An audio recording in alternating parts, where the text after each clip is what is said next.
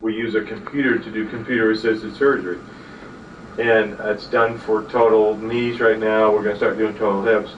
So it sits at the Valdez OR, and I use it every week, and it's so much more accurate.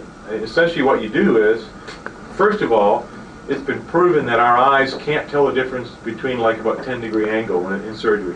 So what they're doing is they're putting this rod up the thigh bone and hoping to cut the bone between a 5 and 7-degree angle. Sometimes you get it, sometimes you don't. But really, if you're trying to do that, then it doesn't necessarily do that. Now we have this new technology to assist in surgery, computers. Now what does a computer do? We don't put any rods up into the thigh bone or into the shin bone. Basically what we do with the computer is we put these computer arrays on the knee, and then we trace out the knee. And when we trace out the knee, the computer creates a model of the knee. So then you have a model of the knee on the computer, and before you start cutting it on the patient, we can do all the cuts, we can do all the planning on the computer. We change it to the levels of resection, and then say, okay, that's what we want. And then the computer's still looking at the knee.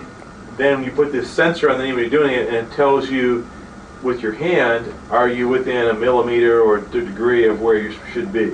Then you cut it. So each step of the procedure is guided by the computer. You still do it physically. I would never have my knee down without a computer. Okay. After having done thousands the other way, this does add a little bit of time to the surgery. I think that's why some people don't want to do it. It also, it's not necessarily easier to do. It's you have to be more perfectionist when you do it this way.